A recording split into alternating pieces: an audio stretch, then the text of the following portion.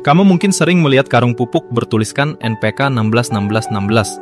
Sekilas, angka ini terlihat sederhana, tapi di balik 3 angka itu tersimpan informasi yang sangat penting. Informasi tentang apa yang sebenarnya kita berikan kepada tanah dan tanaman.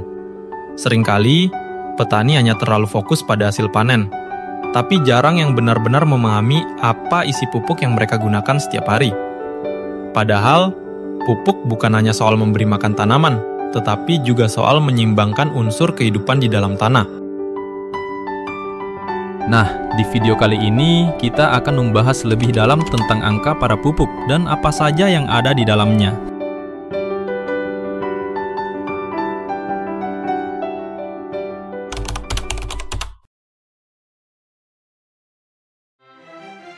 Dalam dunia pertanian modern, pengetahuan tentang kadar unsur hara bukan lagi pilihan, tapi sebuah kebutuhan. Tanaman berbeda membutuhkan komposisi nutrisi yang berbeda juga. Salah dosis sedikit saja bisa berakibat pada penurunan hasil panen, atau bahkan tanamanmu bisa rusak. Contohnya, saat kamu menanam sayuran daun seperti sawi atau kangkung, kamu harus memastikan bahwa pupuk yang diberikan haruslah dengan kadar nitrogen tinggi. Karena memang tanaman yang dipanen daunnya itu membutuhkan nitrogen yang tinggi. Begitupun sebaliknya. Untuk tanaman buah seperti tomat, melon, atau cabai, justru kalium dan fosforlah yang lebih dibutuhkan dalam jumlah banyak, terutama pada masa pembungaan dan pengisian buah.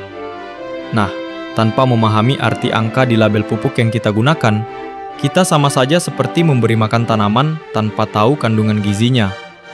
Maka dari itu, dengan mengetahui kadar unsur hara pada produk pupuk yang kita gunakan, kita bisa menghitung dengan efektif untuk dosis pupuk sesuai area lahan dan kebutuhan tanaman. Ini artinya, pemupukan bisa lebih efektif dan efisien, karena 4 prinsip pemupukan akan lebih mudah dipenuhi, yaitu tepat jenis, tepat dosis, tepat waktu, dan tepat cara. Sekarang, mari kita bahas apa arti sebenarnya dari tulisan seperti NPK 161616 yang sering kita lihat pada karung pupuk. Huruf-huruf ini bukanlah sekedar simbol. Masing-masing mewakili unsur hara utama yang dibutuhkan tanaman untuk hidup dan tumbuh optimal. Huruf N merujuk kepada unsur nitrogen, yaitu unsur hara yang bertanggung jawab atas pertumbuhan daun dan batang. Ia membantu tanaman dalam membentuk klorofil, yaitu zat hijau daun yang memungkinkan tanaman menangkap energi dari cahaya matahari melalui fotosintesis. Lalu ada huruf P yang merujuk kepada unsur fosfor, yang biasanya ditulis dalam bentuk senyawa P2O5 atau fosfat. Fosfor ini berperan penting dalam pembentukan akar, bunga, dan buah, serta menjadi sumber energi utama di dalam sel tanaman. Sementara huruf K mewakili kalium, biasanya ditulis dalam bentuk senyawa K2O atau kalium oksida. Kalium ini bertanggung jawab dalam menjaga keseimbangan air di dalam jaringan tanaman, memperkuat batang, meningkatkan daya tahan terhadap penyakit, dan berperan dalam pengisian maupun pematangan buah. 3 angka setelah huruf-huruf itu menunjukkan persentase kandungan unsur hara di dalam pupuk tersebut. Jadi, pada label NPK 161616, artinya terdapat 16% nitrogen, 16% fosfor, dan 16% kalium. Dengan kata lain, di setiap 100 kg pupuk mengandung 16 kg nitrogen, 16 kg fosfor, dan 16 kg kalium murni. Angka-angka itu bukanlah sekedar perkiraan, melainkan hasil dari analisis laboratorium kimia yang dilakukan dengan metode khusus dan terstandar. Untuk memastikan keakuratan kandungan pupuk, para analis biasanya menggunakan beberapa metode ilmiah, seperti metode Kjeldahl untuk mengukur kadar nitrogen, spektrofotometri untuk menentukan kadar fosfor, dan flame fotometri untuk mengukur kadar kalium. Dari hasil analisis ini diperoleh data pasti mengenai persentase unsur hara dalam setiap jenis pupuk. Data tersebut kemudian dicantumkan pada label kemasan pupuk, misalnya 16-16-16, 12-12-17, atau 25-77. Pencantuman angka ini bukan hanya formalitas, melainkan bentuk transparansi produsen terhadap pengguna, agar petani mengetahui komposisi nutrisi aktual yang tersedia bagi tanaman mereka. Selain itu, sesuai peraturan Kementerian Pertanian, setiap pupuk yang beredar wajib mencantumkan hasil uji mutu, termasuk kadar N, P, dan K, serta nomor registrasi resmi. Tujuannya jelas, yaitu untuk menjamin bahwa pupuk yang digunakan petani benar-benar memenuhi standar kualitas dan efektivitas yang telah ditetapkan. Kalau dijumlahkan memang hanya 48%. Lalu, apa sisa 52% lagi? Nah, sisa 52% ini terdiri dari berbagai bahan tambahan seperti bahan pembawa, bahan pengikat, dan bahan pelarut. Bahan-bahan inilah yang membuat pupuk jadi lebih stabil, tidak mudah menggumpal dan mudah larut dalam air.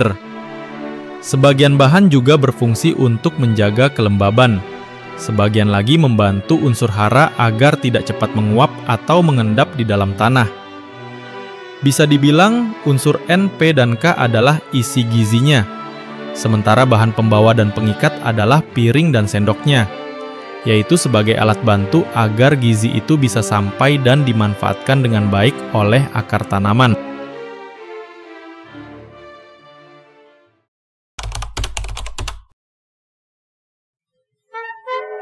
Tadi kita sudah membahas tentang arti dari angka pada kemasan pupuk. Sekarang, mari kita bahas lebih dalam mengenai kandungan unsur haranya serta bahan pembawanya. Seperti yang kita ketahui, baik pada pupuk tunggal seperti urea maupun pupuk majemuk seperti NPK, kandungan unsur hara di dalamnya tidak berbentuk unsur murni, melainkan dalam bentuk senyawa kimia. Ketika pupuk diaplikasikan ke tanah, senyawa-senyawa ini akan mengalami reaksi kimia dan berubah menjadi ion-ion yang dapat diserap oleh akar tanaman. Perubahan inilah yang menjadikan unsur hara tersebut tersedia bagi tanaman. Jenis senyawa yang digunakan bergantung pada unsur hara utama yang ingin disuplai. Misalnya, unsur nitrogen biasanya berasal dari senyawa seperti urea, amonium sulfat, atau amonium nitrat. Atau unsur fosfor bersumber dari senyawa superfosfat tunggal, triple superfosfat, atau monoamonium fosfat. Sedangkan kalium berasal dari senyawa kalium klorida, kalium sulfat, atau kadang kalium fosfat. Setiap bentuk senyawa ini memiliki sifat kelarutan dan kecepatan pelepasan yang berbeda. Ada yang mudah larut di air atau water soluble, ada yang lambat terurai atau slow release, dan ada yang cepat terurai atau fast release. Produsen pupuk biasanya mengkombinasikan beberapa tipe senyawa ini agar efek cepat dan efek tahan lamanya bisa seimbang, sehingga unsur hara tidak hilang terlalu cepat, namun tetap tersedia secara berkelanjutan bagi tanaman. Selain unsur hara utama, setengah dari isi pupuk terdiri dari bahan pembawa dan bahan pengisi. Komponen ini berfungsi sebagai media atau kendaraan yang membawa unsur hara menuju akar tanaman dengan lebih aman dan efisien. Beberapa bahan pembawa dan pengisi yang umum digunakan yaitu seperti dolomit, yang berfungsi sebagai pengikat, penetral keasaman dan sekaligus menambah unsur kalsium serta magnesium. Kaolin dan zeolit yang membantu menstabilkan pH, menyerap kelembapan dan mencegah penggumpalan pupuk selama penyimpanan. Bentonit yang menjaga struktur butiran pupuk agar tetap padat dan tidak mudah hancur. Serta vermikulit dan gipsum yang sering digunakan untuk meningkatkan daya serap air serta memperbaiki tekstur butiran pupuk.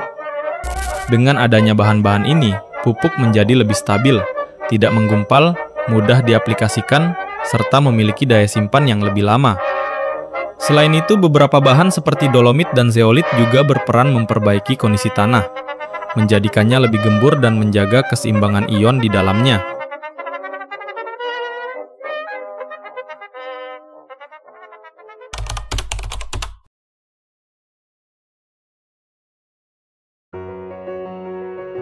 Setelah membahas tentang kandungannya, sekarang pertanyaan berikutnya adalah, kenapa rasio pada pupuk seperti NPK itu berbeda-beda? Nah, rasio pada NPK ataupun pupuk tunggal yang dikombinasikan tidak bisa ditentukan sembarangan. Hal ini dikarenakan setiap tanaman memiliki kebutuhan nutrisi yang berbeda, tergantung pada fase pertumbuhan dan lingkungan tempat ia tumbuh. Itulah mengapa memahami rasio pupuk menjadi hal penting dalam strategi pemupukan yang efisien. Secara umum, tanaman melewati 3 fase utama, yaitu fase vegetatif, generatif, dan pematangan buah. Masing-masing membutuhkan keseimbangan unsur yang berbeda. Pada fase awal pertumbuhan, yaitu ketika tanaman baru membentuk daun dan batang, unsur nitrogen sangat dibutuhkan. Nitrogen membantu pembentukan klorofil, mempercepat pertumbuhan daun, dan memperbanyak cabang. Untuk tahap ini, pupuk dengan rasio nitrogen tinggi seperti NPK 2577 sangatlah ideal. Memasuki fase pembungaan dan pembuahan, kebutuhan tanaman mulai bergeser. Unsur fosfor dan kalium menjadi lebih dominan, karena berperan dalam pembentukan bunga, buah, serta memperkuat jaringan tanaman. Pada tahap ini, pupuk seperti NPK 12-12-17 lebih disarankan untuk memaksimalkan hasil panen. Sementara itu untuk tanaman yang memerlukan keseimbangan nutrisi sepanjang siklus hidupnya, seperti tanaman hias, sayuran berdaun panjang, atau tanaman tahunan, pupuk dengan komposisi seimbang seperti NPK 16-16-16 menjadi pilihan tepat. Rasio ini menjaga suplai unsur hara tetap merata tanpa memicu pertumbuhan yang berlebihan pada salah satu bagian tanaman. Namun, jenis tanah juga berperan besar dalam menentukan efektivitas pupuk. Tanah berpasir misalnya memiliki porositas tinggi dan cepat kehilangan unsur hara akibat pencucian air. Untuk kondisi seperti ini, pupuk slow release lebih cocok agar unsur hara tidak cepat hilang. Sebaliknya, tanah liat atau tanah berat cenderung menyimpan unsur hara lebih lama, tetapi memiliki sirkulasi udara yang buruk. Maka diperlukan bahan organik tambahan seperti kompos atau sekam untuk memperbaiki aerasi dan membantu penyerapan akar. Dengan memahami hubungan antara fase pertumbuhan, jenis pupuk, dan karakter tanah, petani dapat memberikan pupuk secara lebih tepat, bukan sekedar memberi makan tanaman, tapi juga menyeimbangkan sistem kehidupan di dalam tanah itu sendiri.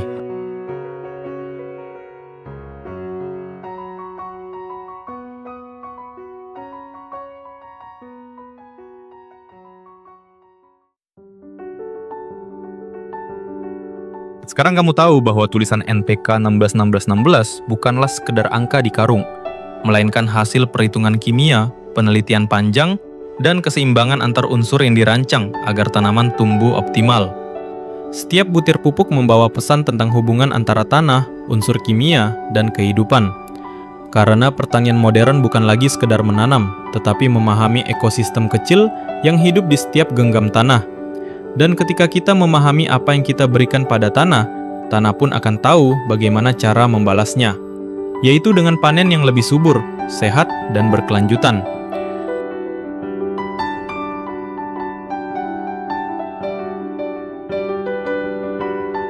Terima kasih telah menonton video ini. Jika kamu menyukainya, jangan lupa like, share, dan subscribe channel ini, agar tidak ketinggalan info menarik lainnya seputar dunia pertanian. Terima kasih dan sampai jumpa di video berikutnya.